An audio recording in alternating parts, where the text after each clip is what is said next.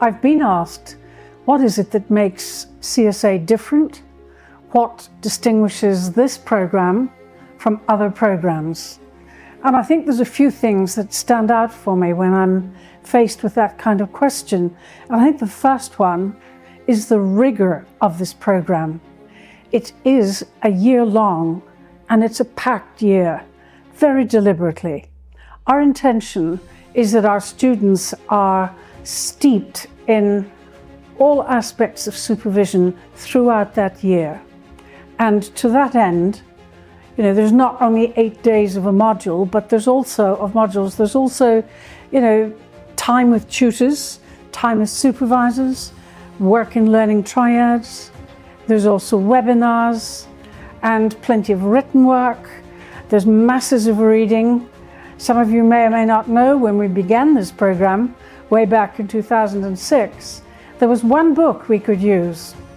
And now, as we know, supervision has really grown across the world, and there are many, many books that we can use and articles. So our students really get a very, very, very thorough grounding in the practice of supervision. So I think that's one of the things that distinguishes us, the kind of almost relentlessness of this program. When you're on one of these, you're really looking at supervision a lot during the weeks. Another aspect of what differentiates this program, I think, from some others is its balance. It is really well balanced. That is to say, full attention is paid to technical, theoretical, practice aspects of supervision.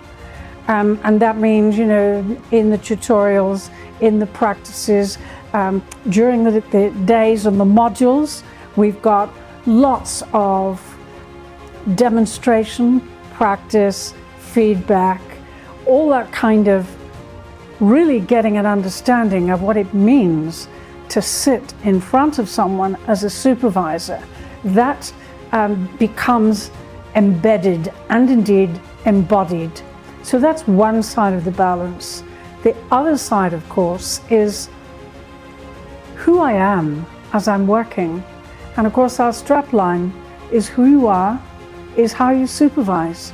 And we pay a great deal of attention through the many conversations and discourses on this program. We pay great attention to development of awareness of how I am being as I'm working with another, with the group. How am I ensuring that a conversation goes where it needs to go? How am I responding to the various systemic influences that are coming down the line to me as a supervisor? How am I reading the person in front of me? How am I holding the conversation? How am I noticing what's going on, what's arising in the space as we work together? So that's quite a subtle set of skills for supervisors to develop. And we really take pride in the fact that we pay a lot of attention to it.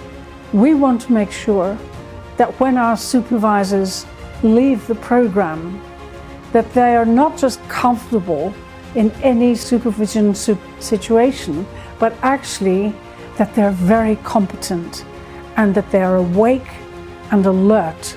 All their skills are there because they've been trained, but now there's this really profound awareness of all that's going on in a conversation, and the understanding of how do I pick up this or that? How do I choose? How do I place something into the space so that my supervisee or supervisees can latch onto it and the learning can move forward? This is a very subtle aspect of the skill that we develop with our supervisors. So I think that balance is a big part of what makes this program different.